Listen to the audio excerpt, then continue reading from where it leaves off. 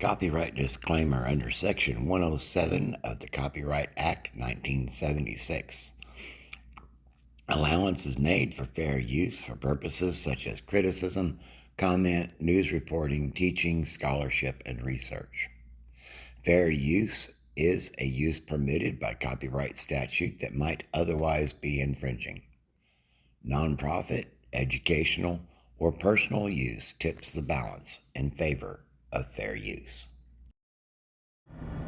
Welcome back to my channel. This is your host, G.I. Wingnut.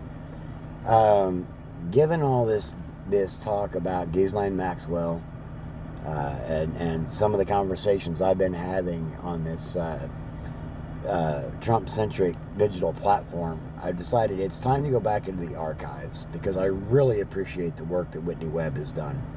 I cannot recommend One Nation Under Blackmail nearly enough. It's a really dense read, but I highly recommend it. So I pulled up Unlimited Hangout because that's where she publishes a lot of her work. She also has done a lot of work over at Mint Press. This is from Unlimited Hangout. This article is dated December 16th, 2021. This was shortly after the Ghislaine trial and conviction, if I remember right. I believe that the conviction was in November of 2021. So let's meet Ghislaine's daddy. Absent from mainstream discourse on Ghislaine's ongoing trial is any mention of the ties not only of herself but her family to Israeli intelligence.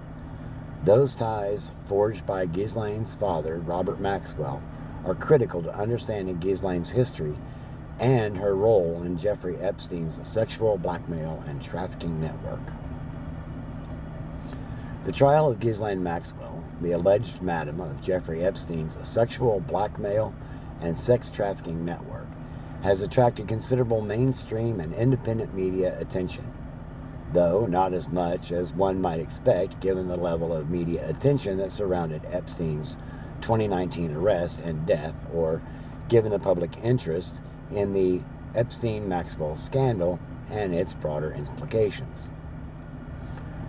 Unsurprisingly, the broader implications of the Epstein-Maxwell scandal have been largely, if not entirely, absent from the mainstream media and some independent media coverage of Ghislaine Maxwell's trial, as well as absent from the case itself.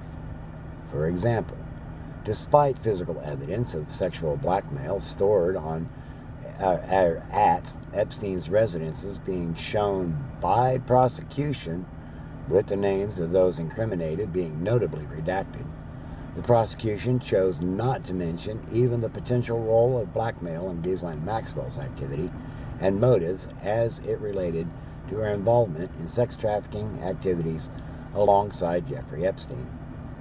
Not only that, but the names of Ghislaine's closest contacts and even some of her defense witnesses, along with considerable information about her role in Epstein's network that is very much in the public interest, is due to be filed under seal and forever hidden from the public, either due to deals made between the prosecution and the defense in this case, or due to rulings from the judge overseeing the case. Going hand in hand with the blackmail angle of this case is the specter of Ghislaine Maxwell's family ties to intelligence agencies, as well as the intelligence ties of Jeffrey Epstein himself, given that blackmail, particularly sexual blackmail, has been used by intelligence agencies, particularly in the U.S. and Israel, since the 1940s and beyond. It is deeply troubling that neither the blackmail or intelligence angle has played any role in the prosecution's case or in the mainstream media's coverage on the trial. Now, at this point, I want to interject that since this story does run from the 1940s and on, I will be interjecting information from the parallel timeline in the United States from the 1940s on, which tells you should be a hint if you know my work. Yes, William Branham is going to come up as supplemental parallel information because it directly plays in. All right, so moving on.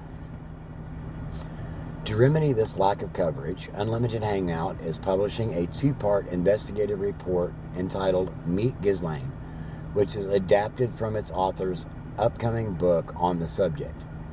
This investigation will detail key aspects of Ghislaine Maxwell's links to intelligence agencies and sexual blackmail activities that are relevant to the case against her, and perhaps explain the silence from the prosecution and their interest in sealing potentially incriminating evidence against Ghislaine from public scrutiny. Part 1 of this article will focus on Ghislaine's father, Robert Maxwell, a larger-than-life figure who straddled the worlds of both business and espionage, and whose daughters inherited different aspects of his espionage contacts and activities, as well as his influence empire following his 1991 death. There may be an occasion or two throughout these 2 articles that I might even make references to other outside characters like L. Ron Hubbard, founder of Scientology. There seems to be some very similar tactics here, especially when it comes to the sexual blackmail aspect of things. Anyway, continuing with the article. The making of a Maxwell. To understand Ghislaine Maxwell's history, one must start with a hard look at the rise of her father, Robert Maxwell.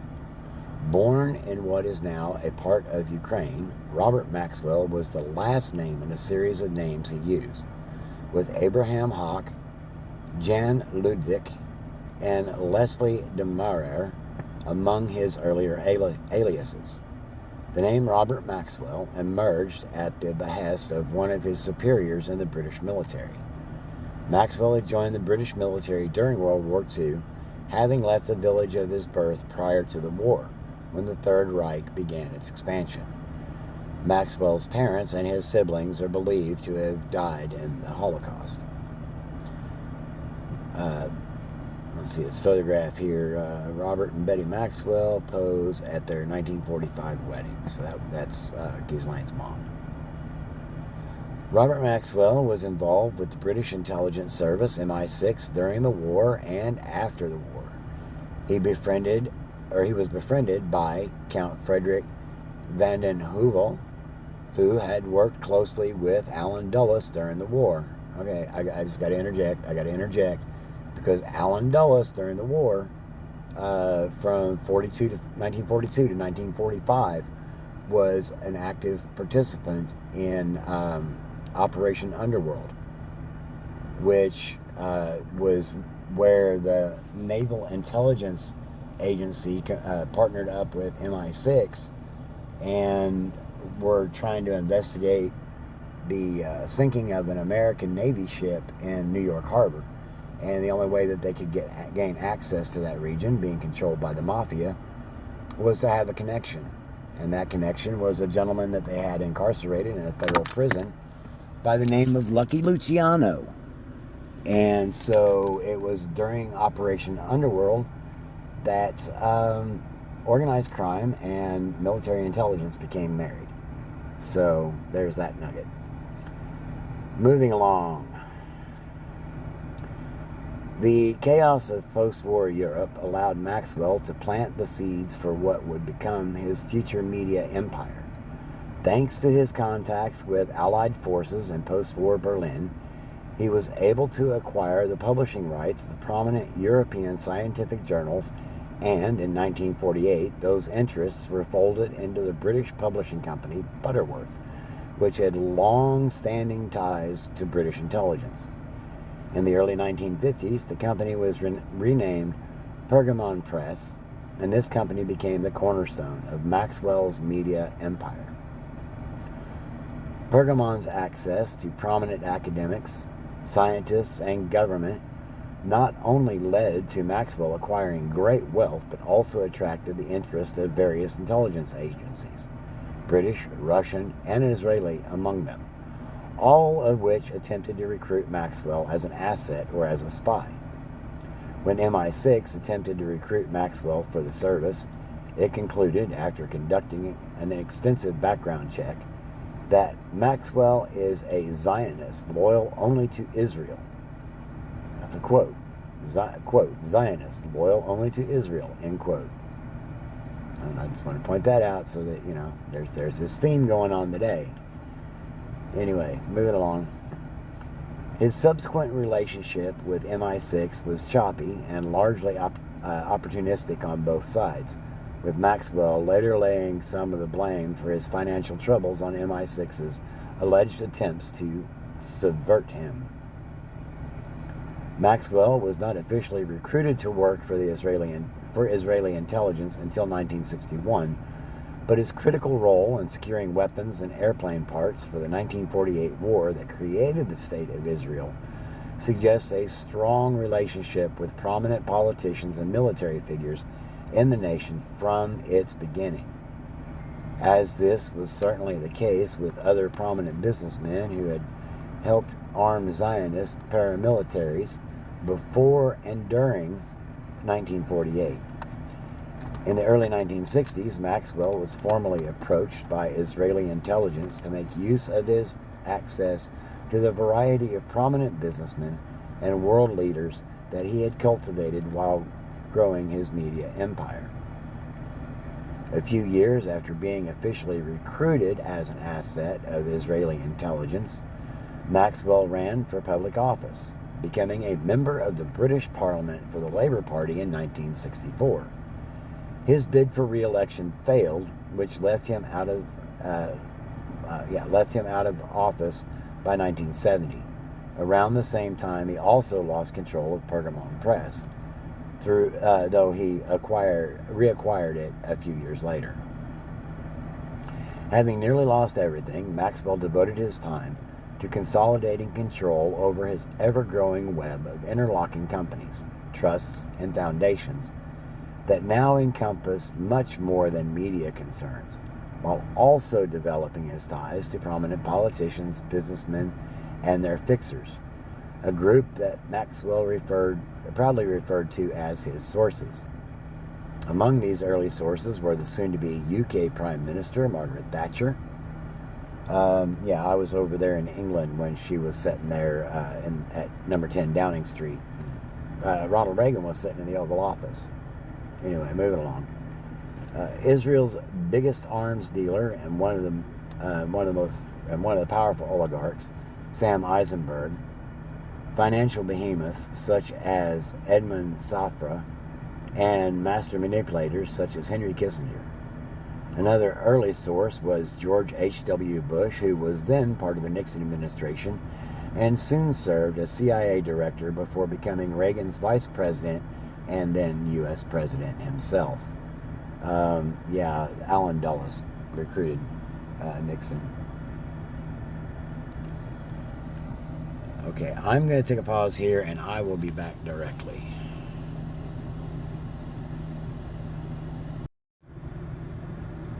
Alright, continuing with the article.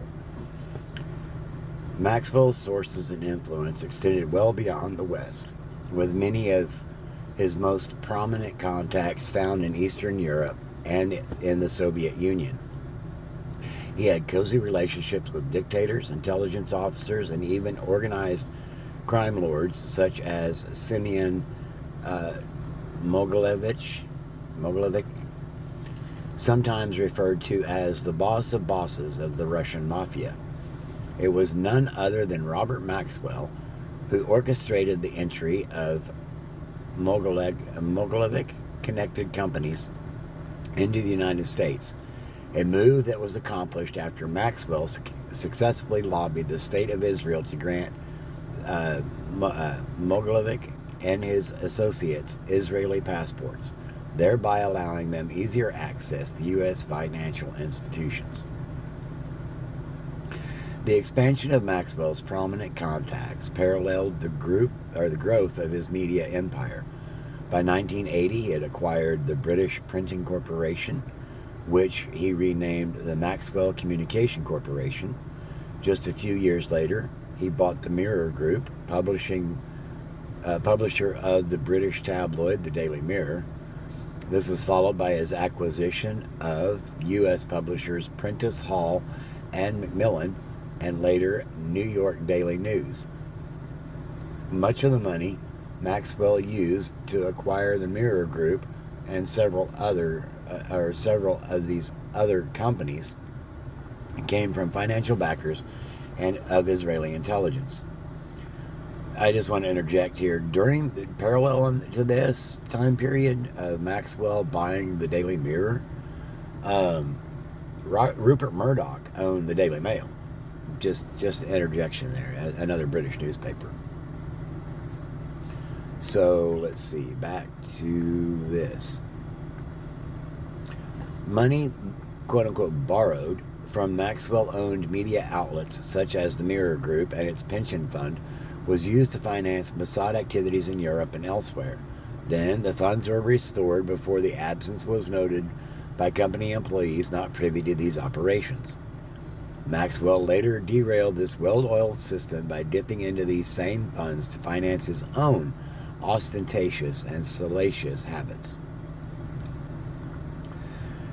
During this period, Maxwell's ties to Israeli intelligence deepened in other ways, particularly during the time when Yitzhak Shamir was prime minister.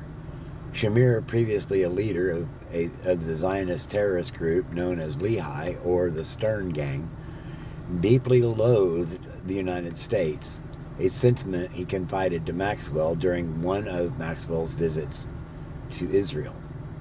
Shamir told Maxwell that he blamed the Americans for the Holocaust because of the U.S. failure to support the transfer of European Jews to Palestine prior to the war.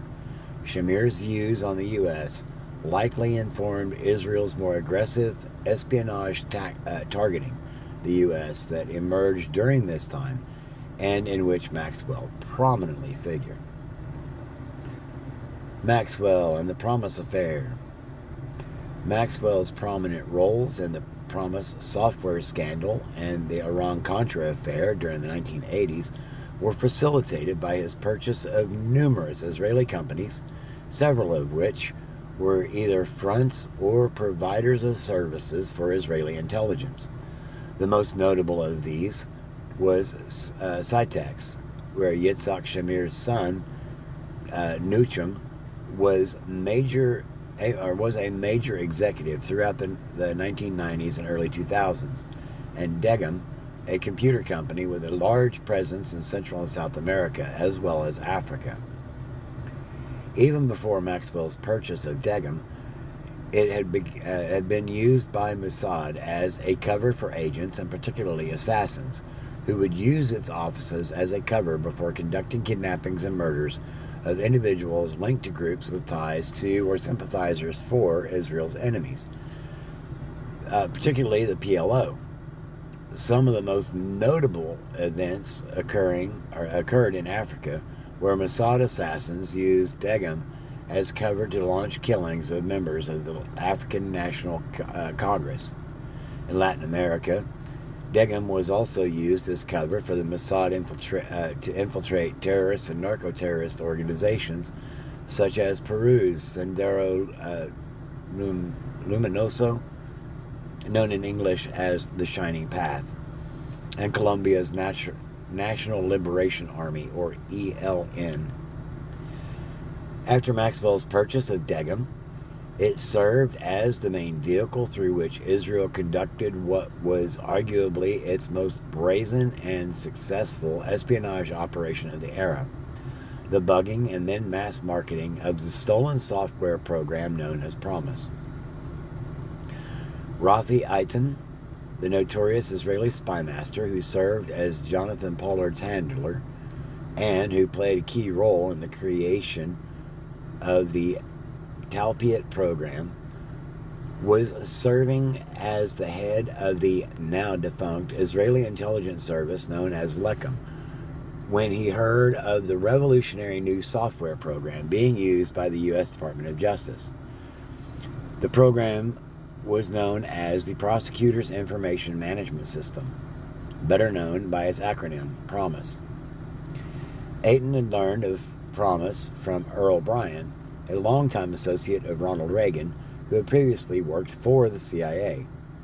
Promise is often considered to be the forerunner of the PRISM software used by U.S.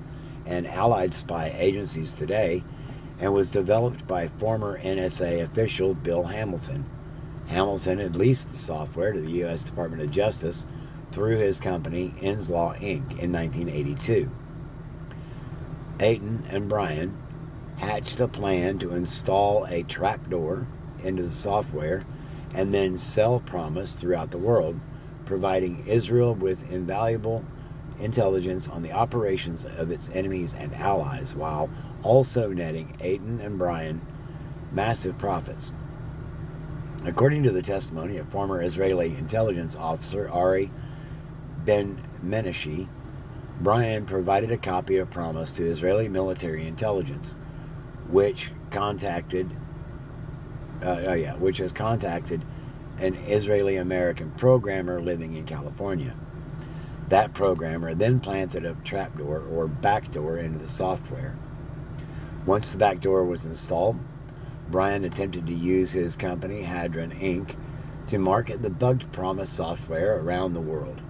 Having been unsuccessful at trying to buy out Inslaw, Brian turned to his close friend, Attorney General Ed Meese, whose Justice Department abruptly refused to make payments to Inslaw that were stipulated by contract, essentially using the software for free. Hamilton and Inslaw claimed that this was theft. Some have speculated that Meese's role in that decision was shaped not only by his friendship with Brian, but also by the fact that his wife was a major investor in Brian's business ventures. Meese's actions forced Inslaw into bankruptcy, and Inslaw subsequently sued the Justice Department, with the court finding that the Meese-led department, quote, took, converted, and stole, end quote, the software through, quote, trickery, fraud, and deceit, end quote. Meanwhile, with Inslaw seemingly out of the way, Brian sold the bugged software to Jordan's intelligence service, which was a major boon for Israel, and to a handful of private companies. Ayton, nevertheless, was unsatisfied with Brian's progress and quickly turned to the person he thought could most effectively sell Promise to governments of interest all over the world, Robert Maxwell. Salesman and spy. Through Degum and other fronts, Maxwell marketed Promise so successfully that the Israeli intelligence soon had access to the innermost workings of innumerable governments, corporations, banks, and intelligence services around the world. Many of Maxwell's biggest successes came in selling Promise to dictators in Eastern Europe, Africa, and Latin America. Following the sales, and after Maxwell collected a handsome paycheck, Promise, with its unparalleled ability to surveil anything from cash flows to human movement, was used by these governments to commit financial crimes with greater finesse and to hunt down and disappear dissidents. In Latin America, Maxwell sold Promise to military dictatorships in Chile and Argentina. It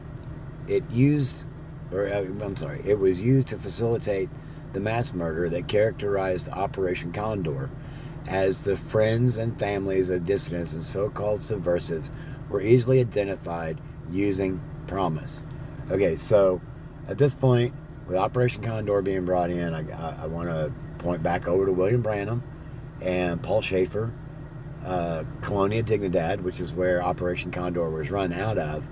And I forget if it's in this article or in part 2. Robert Maxwell, oh no, it was earlier in this article, where Robert Maxwell facilitated weapons and airplane parts for Israel in 1948. That reminded me of Ewald Frank and his facilitating manufacturing capabilities at Colonia Dignidad to supply Operation Condor with firearms and weapons of various types. So, also, this sounds a whole lot like that whole thing that's been kicked off with Palantir and this Trump administration in building a monitoring system for all Americans. So there's nothing new under the sun. And like Mark Twain said, history doesn't repeat, but it damn sure rhymes. Anyway, back to this.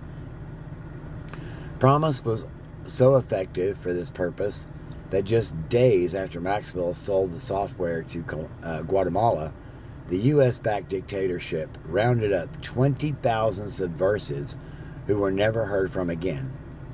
Of course, thanks to the backdoor promise, Israeli intelligence knew the identities of Guatemalans disappeared before the victims' own families. Both the U.S. and Israel were also intimately involved in the arming and training of many of the Latin American dictatorships that had been sold bugged promise software. It is worth noting that Israel's government and military-industrial complex was simultaneously involved in selling arms to many of these same governments. Through Israeli intelligence, though Israeli intelligence immediately found obvious uses of the steady stream of sensitive and classified information, their biggest pride was yet to come. Ayton soon tasked Maxwell with selling promise to the top-secret U.S. government labs in the Los Alamos complex, including Sandia National Laboratories. Oh my gosh. Which was and is at the core of the U.S. nuclear weapons system. Holy cow, back in the 80s, I was assigned to the Air Force Weapons Lab, working on the Star Wars program for Reagan. Anyway, my roommate, the lab that he worked in was contracted to Sandia National Laboratories. Wow. Okay. That was a crazy sidebar. Moving on. In order to plot how he would accomplish such a feat, Maxwell met with none other than Henry Kissinger, who told him that he needed to enlist the services of the Texas Senator John Tower, who was then the head of the Senate Armed Services Committee. Kissinger has never been charged or even challenged for his role in facilitating a foreign espionage operation targeting highly sensitive U.S. national security information. Maxwell, using Mossad-derived money, paid Tower $200,000 for his services, which included opening doors not just to the Los Alamos complex, but also to the Reagan White House. Promise was then sold to the laboratories through a U.S.-based company that Maxwell had purchased in 1981 and transformed into a front for Mossad. That company, called Information on Demand, was headed by Maxwell's daughter, Christine Maxwell, beginning in 1985 until Robert's death in 1991, during which period she helped sell the bugged Promise software to several Fortune 500 companies.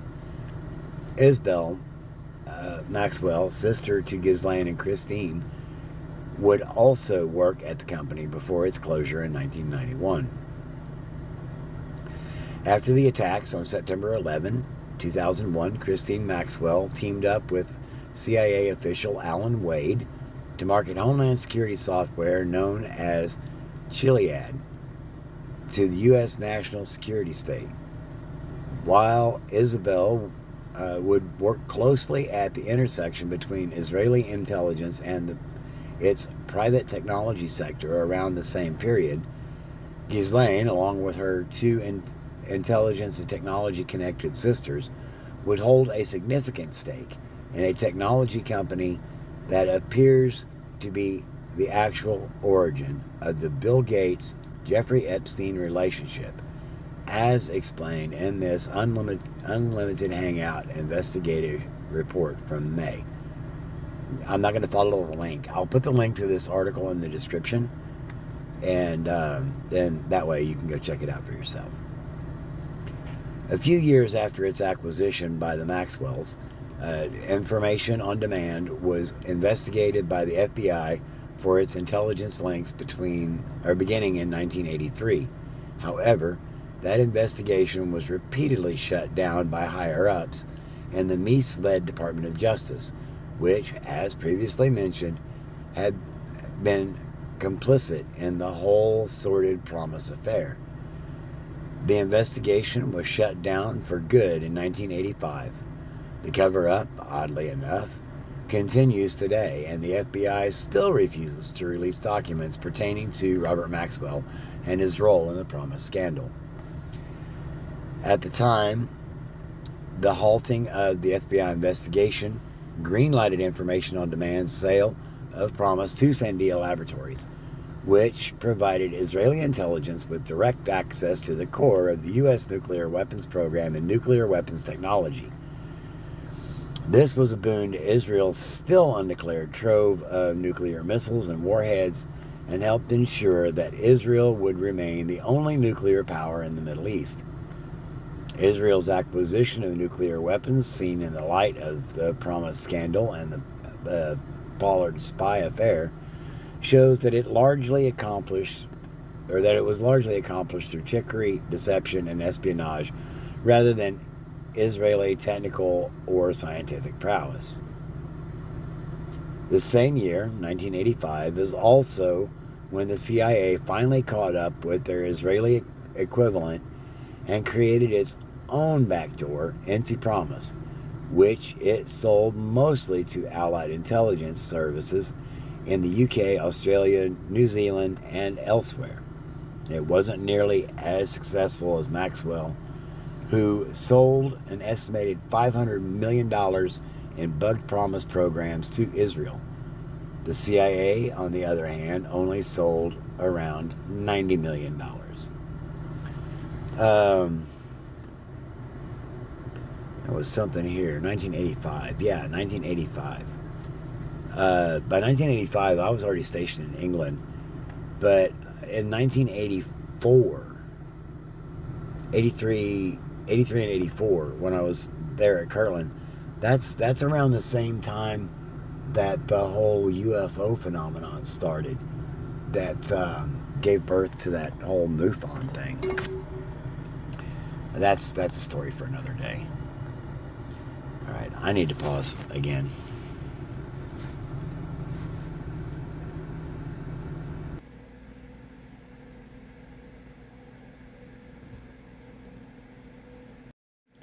All right, back to this. Heiress to an espionage empire.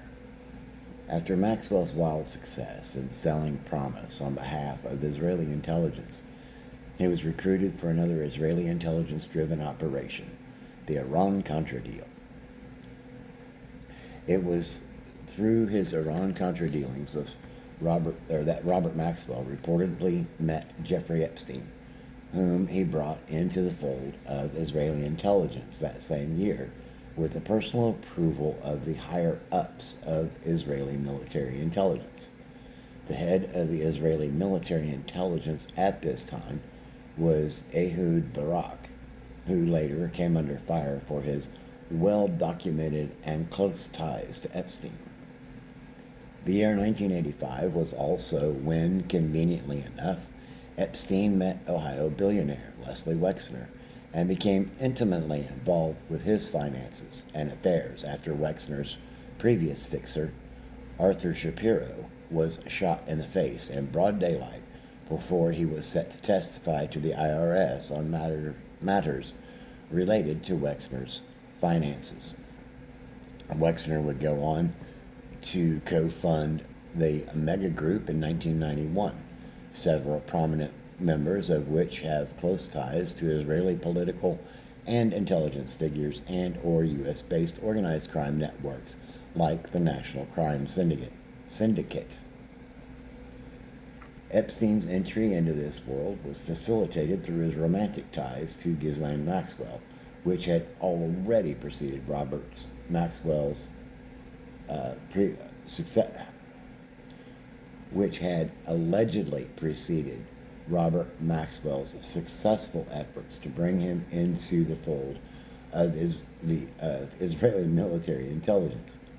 Epstein was only one of several boyfriends Ghislaine is said to have had in the 1980s, but Epstein was certainly the most similar in terms of both behavior and talents to her father. Ghislaine Maxwell and her mother Betty Rose pose next to a framed picture of Robert Maxwell in Jerusalem, November 1991. All right, so continuing. Ghislaine's other boyfriends during and prior to this period certainly deserve mention. One of the more interesting was an Italian aristocrat named Count Gianfranco Cicagna, I'll probably butcher that, whose grandfather was Mussolini's finance minister and at the last Doge of Venice. Cicagna also had ties with both covert and overt power structures in Italy, particularly to the Vatican, the CIA's presence in Italy, and to the Italian side of the National Crime Syndicate. The other half of that syndicate, of course, was the Jewish American mob with its ties to the mega group, itself deeply connected to the Epstein scandal and whose members were frequently business partners with Robert Maxwell. It's worth noting that Gianfranco Cicagna met a grisly end in 2012 when the plane he was flying exploded in a giant fireball during an air show, a morbid spectacle that can surprisingly still be viewed on YouTube. Ghislaine and Robert Maxwell also had odd ties to the Harvey Procter scandal of the United Kingdom, whereby a tabloid of Robert Maxwell's, with Maxwell's full approval, ran a story claiming that efforts were being made to blackmail Robert Maxwell with information regarding Ghislaine's alleged relationship with future Duke of Rutland. Maxwell clearly wanted that information linking Ghislaine to the Duke put out in the public sphere, but the story is odd for a few reasons.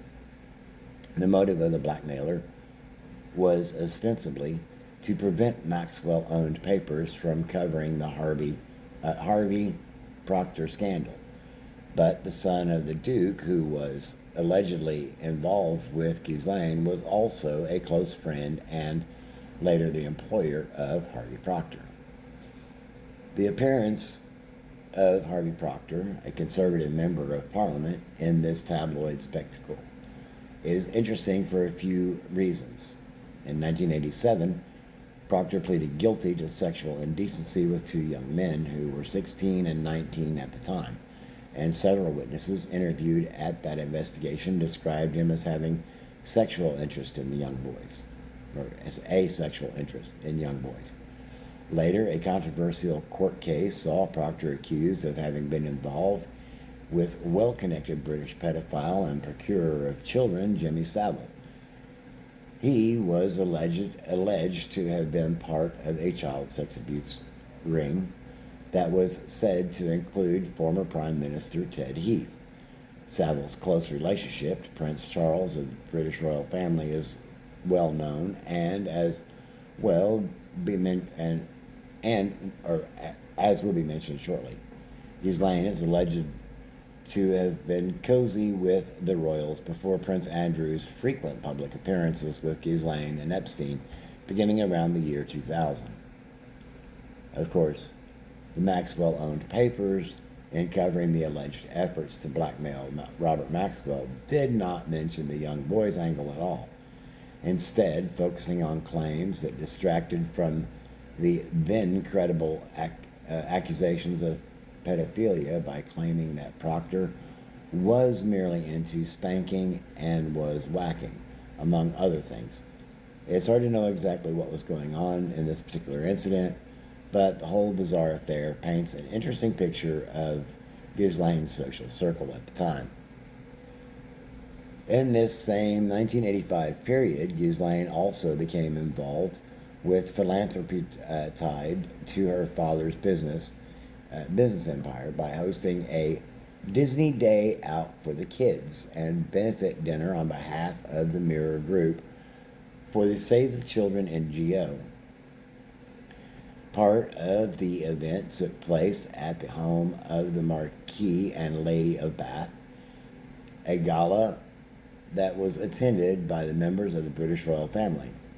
It's worth noting that the Marquis of Bath at the same time was an odd person, having accumulated the largest collection of paintings made by Adolf Hitler, and having said that Hitler had done, quote, great things for his country, end quote. Oh boy, that's troubling.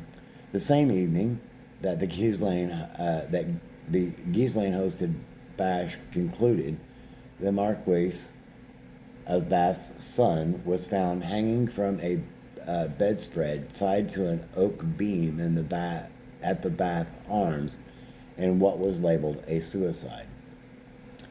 The attendance of the royals at the Ghislaine hosted gala was not some lucky break for Ghislaine or her pedophilic efforts, as Ghislaine had already been close to the royals for years, with subsequent employees and victims of Ghislaine having personally seen pictures of her growing up with the royals, a relationship allegedly facilitated by the Maxwell family's ties to the Rothschild banking family. Ghislaine was heard on more than one occasion as describing the wealthy and influential Rothschilds as her family's greatest protectors, and they were also among Robert Maxwell's most important bankers, who helped him finance the construction of his vast media empire and the web of companies and untraceable trusts. It was also during this period that Ghislaine learned some unusual skills, including how to pilot airplanes, helicopters, and submarines, and became fluent in several languages. Then, abruptly in 1991, Ghislaine and her entire remaining family saw their fortunes shift dramatically, at least in public, with the death of Robert Maxwell, a death that most of the Maxwell family and most of his biographers regard as a murder, an act allegedly performed by the very intelligence agency that employed him. According to journalist John Jackson, who was present when Ghislaine and her mother, Betty, boarded their father's yacht shortly after his death, it was Ghislaine who coolly walked into her late father's office and shredded all incriminating documents on board. Ghislaine denies the incident, though Jackson has never retracted the claim, which was reported in a 2007 article published in the Daily Mail, that Rupert Murdoch publication. If Jackson is to be believed, it was Ghislaine, out of all of Robert's children, who was most intimately aware of the incriminating secrets of her father's financial empire and espionage activities. Pardon me.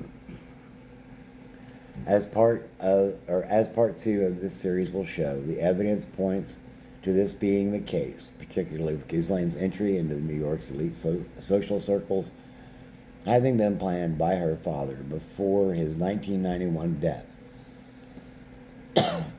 Pardon me. Of course, those social connections in New York, as well as those in Europe and elsewhere, would prove instrumental in the operation and protection of Jeffrey Epstein's sexual trafficking and blackmail network. Ghislaine's slippery behavior in the years that followed, including activities both related and unrelated to sex trafficking of minors, show that Ghislaine inherited much more than her personality from her father, as she, along with several of her siblings, played a key role in keeping alive various aspects of her father's legacy, including his espionage activities. I will bring you part 2 of this Whitney Webb article in the next video. If you stuck around to the end, apparently you wanted to know some stuff. I appreciate that. Please, if you enjoyed this video, give it a like and a share. If you aren't subscribed, please do that. And I'll be talking to you on the next one.